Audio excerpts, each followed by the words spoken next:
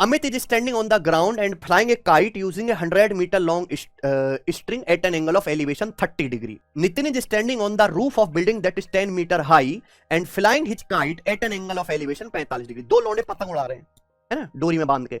Two boys are standing on opposite side of point where the kites meet. दोनों पतंग मिलते हैं, चोंच लड़ा रहे हैं पतंग से पतंग, है ना, और दोनों बच्चे क्या अपोजिट साइड में जहां पतंग मिलती हैं. तो आपसे पूछा है लेंथ ऑफ स्ट्रिंग बताओ that Nitin must use that both kite meet at same point, कि दोनों पतंग एक बिंदु पर मिले. मान लीजिए प्यारे बच्चों कि ये है सड़क, ठीक है ना प्यारे बच्चों, ग्राउंड लेवल है.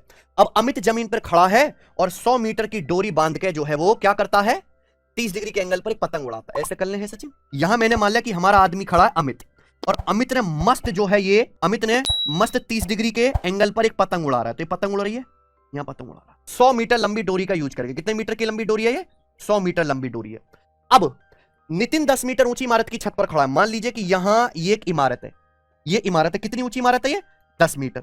10 मीटर ऊंची इमारत पर यहां खड़ा है हमारे नितिन भाई, नितिन मतलब एन, है ना. अब वो पतंग उड़ा रहे हैं 45 डिग्री के एंगल पर. तो नितिन जब पतंग उड़ाएंगे 45 डिग्री के एंगल पर ऐसे उड़ाएंगे कि नहीं, ऐसे उड़ाएंगे, ठीक है. तो ये जो एंगल बनेगा, ये जो एंगल बनेगा कितने डिग्री का बनेगा, ये 45 डिग्री का, ये 45 डिग्री का बनेगा प्यारे बच्चों. और यहां दोनों की पतंग लड़ रही है, चोंच से चोंच दोनों की पतंग लड़ा रही है, ऐसे है. तो पूछा नितिन को कितनी लंबी डोरी का उपयोग करना चाहिए ताकि दोनों पतंग एक ही बिंदु पर मिले. नितिन की जो डोरी, ये वाली डोरी कितनी लंबी होनी चाहिए कि दोनों पतंग एक ही जगह पे चोंच लड़ाएं, है ना, एक ही बिंदु पर मिले. बताओ बच्चों. तो ये तो सिंपल त्रिकोणमिति है मेरे भाई. ये कितने डिग्री का एंगल है, 90 डिग्री का. सब बच्चे 30-90 डिग्री का कॉन्सेप्ट समझते हैं. अगर 90 डिग्री के सामने 100 मीटर है तो 30 डिग्री के सामने आधा आएगा, यानी कि कितना, 50 मीटर आना चाहिए कि नहीं.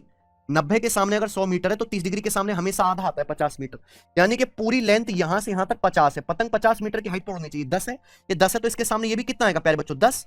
ये 10 है तो फिर यहां से यहां तक ये कितना बचेगा, फिर ये 40 बचेगा. ये 40 होना चाहिए. और ये कितने डिग्री का एंगल है, 45. ये 90 तो ये भी होगा 45. 45 के सामने 40 है तो 90 के सामने क्या आएगा, 40 का √2 गुना. 45 डिग्री के सामने जो भी होगा 90 के सामने √2 गुना होगा, यानी कि 40 √2 की. ऑप्शन नंबर, ठीक है ना मेरे भाई. इतना आसान सवाल था. ट्रायंगल XYZ में XT एंगल X का बाइसेक्टर है जो साइड YZ को T पर मिलता है.